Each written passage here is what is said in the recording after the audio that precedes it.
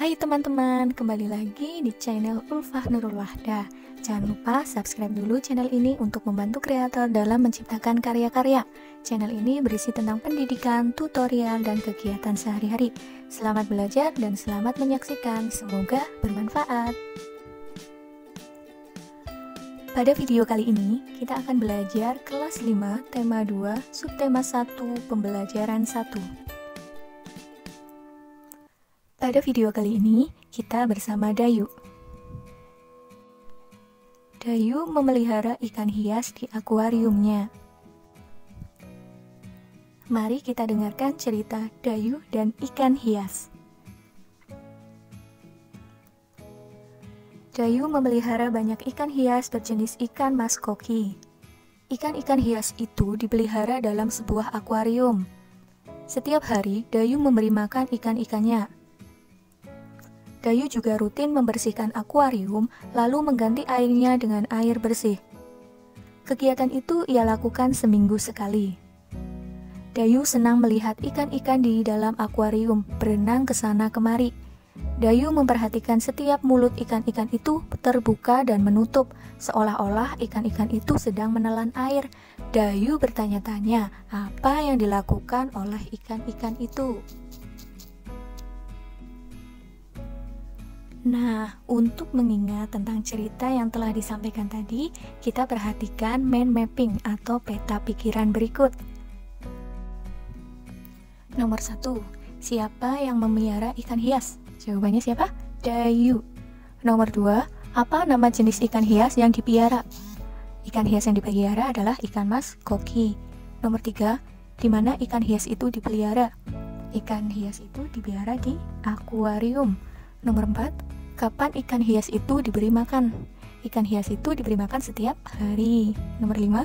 Kapan akuarium dibersihkan? Akuarium dibersihkan seminggu sekali. Terakhir, apa yang diperhatikan Dayu saat melihat ikan-ikan hiasnya? Yang diperhatikan adalah mulut ikan yang terbuka dan menutup. Maka akan tampil seperti ini mind mapping atau peta pikirannya. Nah, apa yang dilakukan ikan-ikan dengan selalu membuka dan menutup mulutnya? Apakah kamu tahu? Yuk kita pelajari dan kita cari tahu hal tersebut. Untuk menjawab pertanyaan tadi, kita akan belajar tentang pernafasan pada hewan. Pernafasan pada hewan, kita akan mempelajari yang pertama, alat dan sistem pernafasan pada cacing tanah. Yang kedua, alat dan sistem pernafasan pada serangga. Yang ketiga, alat dan sistem pernafasan pada ikan. Yang keempat, alat dan sistem pernafasan pada hewan amfibi. Yang kelima, alat dan sistem pernafasan pada reptil. Yang keenam, alat dan sistem pernafasan pada burung. Dan yang ketujuh, alat dan sistem pernafasan pada mamalia. Yang pertama, alat dan sistem pernafasan pada cacing tanah. Cacing tidak mempunyai alat pernafasan khusus. Cacing bernafas melalui permukaan kulit. Kulit cacing selalu basah dan berlendir untuk memudahkan penyerapan oksigen dari udara. Oleh karena itu, cacing menyukai tempat lembab untuk menjaga supaya kulit tubuhnya selalu basah dan berlendir. Itulah alasan kenapa kulit cacing selalu basah dan berlendir. Nah, kita perhatikan sistem pernafasan pada cacing tanah. Di bawah permukaan kulit cacing yang tipis, terdapat pembuluh udara. Saat udara masuk melalui kulit, oksigen diikat oleh darah. Pada darah cacing terkandung hemoglobin sehingga mampu mengikat oksigen. Oksigen yang diikat oleh hemoglobin lalu diedarkan ke seluruh tubuh. Zat sisa pembakaran berupa karbon dioksida dan uap air dikeluarkan dari tubuh juga melalui permukaan kulit. Selanjutnya, kita akan belajar tentang alat dan sistem pernafasan pada serangga. Sama seperti hewan lain, serangga bernafas dengan menghisap oksigen dan melepaskan karbon dioksida. Namun, alat pernapasan serangga berbeda dengan hewan lain. Alat pernafasan serangga berupa trakea, yaitu sistem tabung yang memiliki banyak percabangan di dalam tubuh. Percabangan trakea disebut trakeola. Trakea mengedarkan oksigen langsung ke semua sel tubuh dan organ, serta menyerap karbon dioksida dari semua sel tubuh untuk dibuang. Untuk selanjutnya, kita akan belajar tentang sistem pernafasan pada serangga. Udara memasuki trakea melalui pori-pori kecil di permukaan tubuh serangga yang disebut spirakel. Selanjutnya, udara beredar melalui pembuluh udara kecil. Sel-sel tubuh mengambil oksigen langsung dari pembuluh udara kecil itu. Karbon dioksida dari sel akan mengalir ke trakeola, lalu dibuang melalui lubang spirakel. Untuk selanjutnya, yang ketiga adalah alat dan sistem pernafasan pada ikan. Ini untuk menjawab pertanyaan Dayu tadi ya. Semua makhluk hidup, termasuk ikan, memerlukan oksigen supaya tetap hidup. Pengambilan oksigen ini melalui proses pernafasan yang melibatkan organ pernafasan. Ikan bernafas dengan organ khusus mirip saringan yang disebut insang. Insang berbentuk lembaran tipis berwarna merah muda dan selalu lembab. Insang terdapat tepat di belakang rongga mulut pada kedua sisi kepala ikan. Biasanya, insang dilindungi oleh selaput atau rangka yang disebut tutup insang atau operculum. Di balik tutup insang ini, terdapat 4 deret insang yang saling tumpang tindih. Pada insang terdapat pembuluh darah halus. Kira-kira apa fungsi dari pembuluh darah itu? Pembuluh darah itu dapat menyerap oksigen yang terkandung dalam air dan melepaskan karbon dioksida dari darah. Insang juga berfungsi sebagai alat pengeluaran garam-garam dan sebagai penyaring makanan.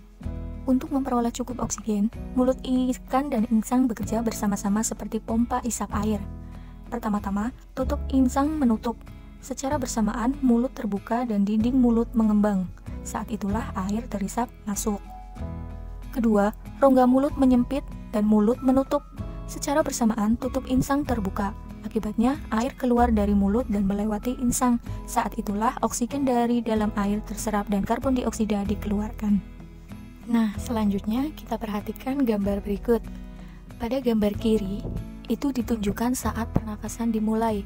Mulut ikan membuka dan rongga mulut mengembang untuk menghisap air. Gambar anak panah biru menunjukkan aliran air masuk ke dalam rongga mulut. Kemudian gambar sebelah kanan menunjukkan saat berikutnya mulut ikan itu menutup dan tutup insang membuka. Gerakan mulut ikan dan tutup insang itu bersamaan memompa air keluar dari rongga insang. Anak panah biru menunjukkan aliran air keluar melalui insang. Kemudian yang keempat, alat dan sistem pernafasan pada amfibi. Apa itu amfibi? Ya, katak termasuk hewan amfibi, yaitu hewan yang hidup di darat dan di air. Saat masih berupa kecebong, katak hidup di dalam air dan bernafas menggunakan insang. Insang kecebong terletak di luar tubuhnya dan terdiri atas lembaran-lembaran kulit halus mengandung kapiler darah. Setelah berumur 9 hari, kecebong bernafas menggunakan insang dalam.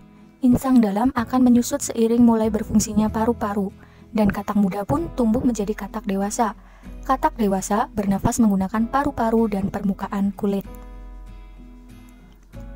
Di dalam paru-paru terdapat banyak gelembung udara yang sangat kecil, berselaput, dan penuh dengan kapiler darah.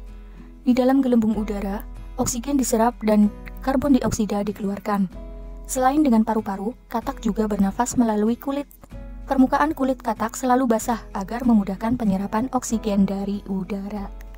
Untuk selanjutnya, yang kelima adalah alat dan sistem pernafasan pada reptil. Hewan yang termasuk jenis reptil diantaranya ialah ular, kadal, cecak, buaya, dan biawak. Reptil bernafas menggunakan paru-paru. Udara masuk melalui hidung, lalu ke batang tenggorokan, lalu ke paru-paru. Paru-paru reptil terletak di dalam rongga dada dan dilindungi oleh tulang rusuk. Paru-paru reptil sederhana dengan beberapa lipatan dinding yang dapat memperbesar permukaan paru-paru. Namun, paru-paru kadal dan buaya lebih kompleks dengan beberapa belahan dan bertekstur seperti spons. Pada reptil yang sering berkubang di air seperti buaya, lubang hidungnya dapat ditutup selama menyelam. Dengan begitu, air tidak akan masuk ke dalam paru-paru. Yang kelima adalah alat dan sistem pernafasan pada burung. Burung bernafas dengan sepasang paru-paru. Paru-paru burung terletak di dalam rongga dada. Udara yang mengandung oksigen masuk melalui lubang hidung pada pangkal paruh sebelah atas. Selanjutnya, udara masuk ke pembuluh udara yang disebut trakea. Dari trakea, udara sebagian masuk ke paru-paru dan sebagian lagi masuk ke kantong udara. Burung menghirup udara sebanyak-banyaknya saat tidak terbang. Sebaliknya, saat terbang, burung tidak menghirup udara. Udara dihembuskan dari kantong udara ke paru-paru. Kantong udara burung berfungsi sebagai tempat menyimpan udara. Saat tidak terbang, burung menghirup udara sebanyak-banyaknya. Udara yang dihirup itu kemudian disimpan ke dalam kantong udara. Saat terbang, burung tidak menghirup udara, melainkan mengambil dari kantong udara. Kantong udara juga membantu burung saat terbang, membantu mencegah hilangnya panas tubuh yang terlalu besar dan memperkeras suara. Pada gambar itu terdapat dua istilah, inhalasi dan eksalasi. Inhalasi itu merupakan kantong udara terisi, sedangkan eksalasi itu merupakan kantong udara kosong paru-paru terisi. Kemudian yang terakhir adalah alat dan sistem pernapasan pada mamalia. Apa itu mamalia?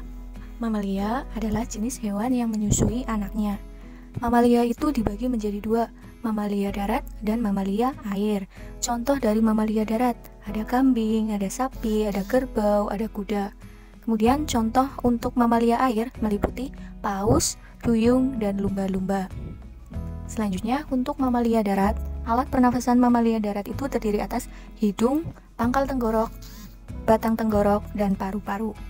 Selanjutnya, coba perhatikan, di layar ada gambar apa? Ya, betul sekali, ada gambar lumba-lumba. Pada mamalia air, hidung hewan dilengkapi dengan katup. Saat mamalia tersebut menyelam, katup akan menutup. Sebaliknya, saat mamalia tersebut muncul ke permukaan air, katup terbuka. Saat itulah mamalia air tersebut akan menghirup oksigen serta mengeluarkan karbon dioksida dan uap air. Demikian pembelajaran pada kesempatan kali ini. Semoga bermanfaat. Sampai jumpa di pembelajaran selanjutnya. Bye-bye.